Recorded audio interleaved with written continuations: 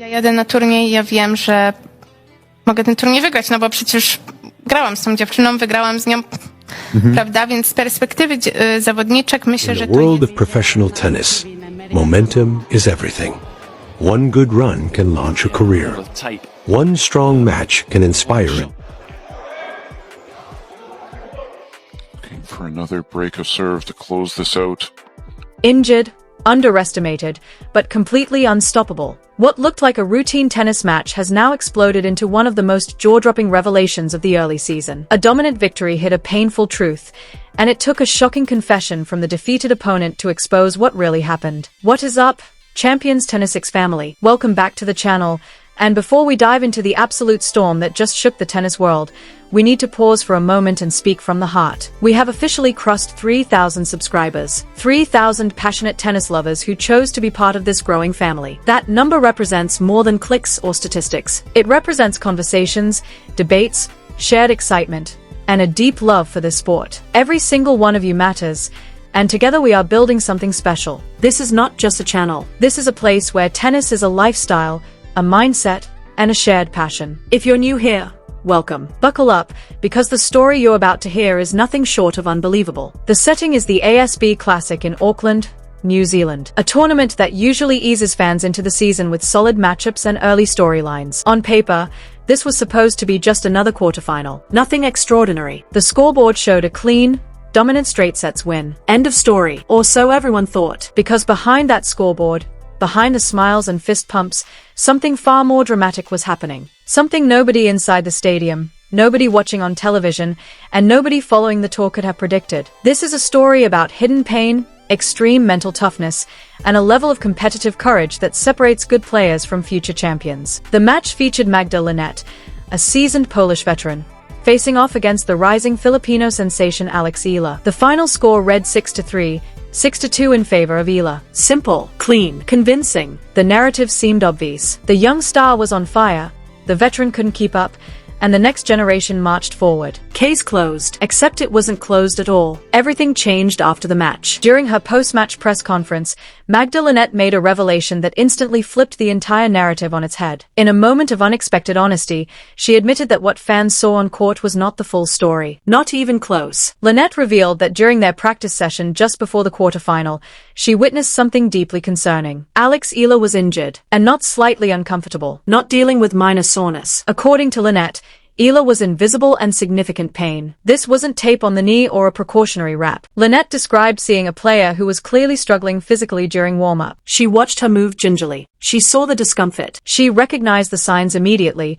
because this is what experience gives you. Years on tour teach you how to read bodies, how to sense weakness, how to spot vulnerability before a match even begins. Now imagine the mental calculation that happens in that moment. You're a professional competitor. You see your opponent compromised, not because you wish harm on them, but because winning is survival at this level. You start thinking strategically. Maybe she won't reach wide balls. Maybe the movement will break down. Maybe long rallies will expose the injury. Maybe patience alone will be enough. It's not cruel. It's competitive instinct. Linette stepped onto the court expecting to face a weakened version of Alex Eala. What she got instead completely shocked her. From the very first game, Eala looked untouchable. She moved freely. She struck the ball with confidence and power. She chased down shots with explosive footwork. There was no visible hesitation, no guarded movement, no sign that her body was betraying her. It was as if the injury Linette had just witnessed simply didn't exist. And that's what made the performance extraordinary. After the loss, Linette admitted she was stunned. In her own words,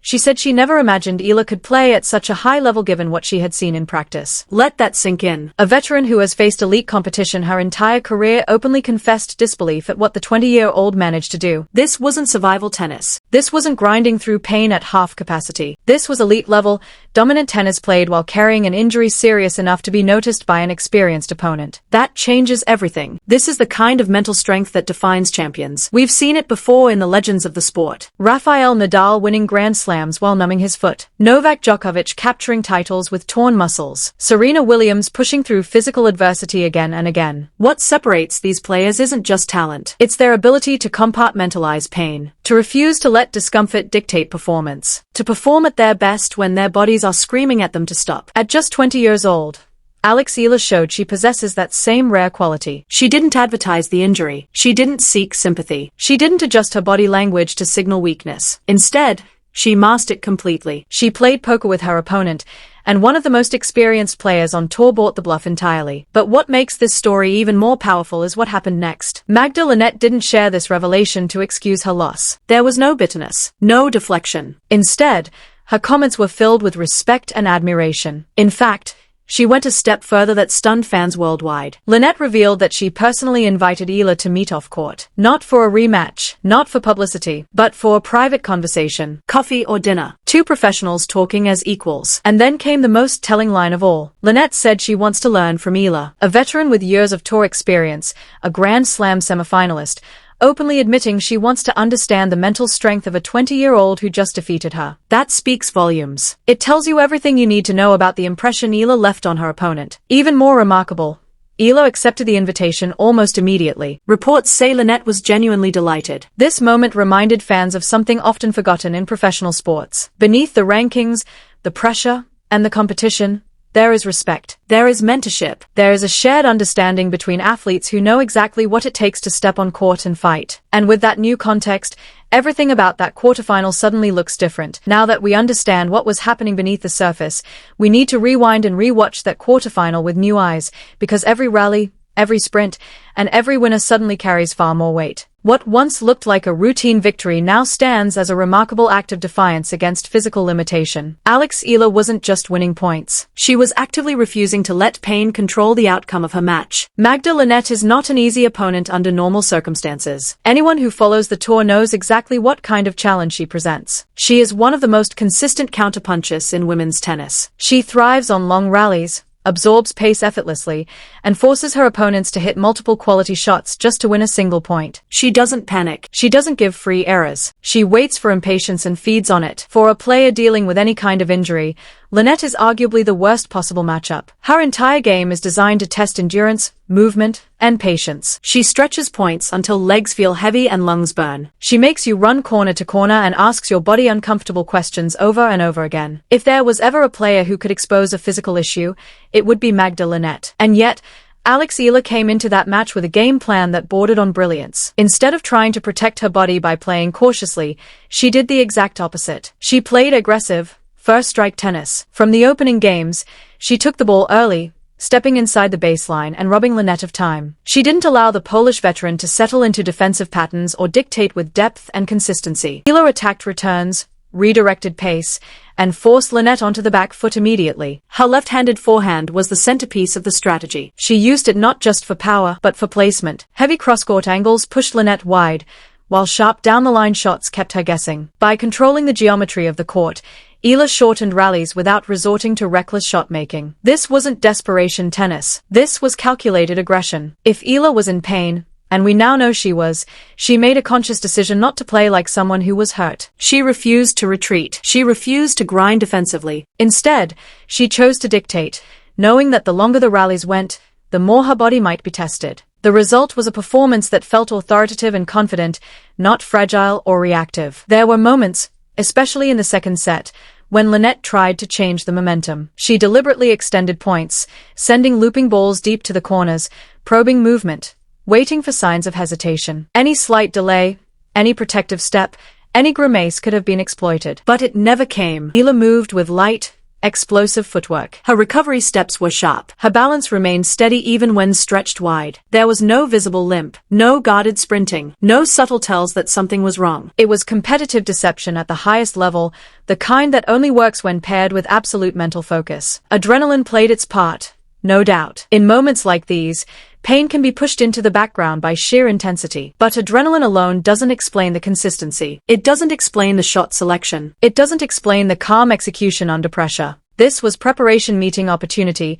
layered on top of extraordinary mental control. And then there was the crowd. The atmosphere inside the stadium in Auckland was electric, and that energy mattered more than most people realize. The Filipino community in New Zealand showed up in force, and the broader Auckland crowd quickly got behind the story unfolding in front of them. Every Eala winner was met with a roar that felt more like a championship final than a quarterfinal. Every hold of serve built momentum. Every fist pump fed the connection between player and audience. Crowd energy is not abstract. Players feel it in their legs, in their lungs, in their confidence. It lifts fatigue. It sharpens focus. It creates an emotional shield against doubt. For a player pushing through pain, that support can be the difference between surviving and thriving. Eala didn't just acknowledge the crowd.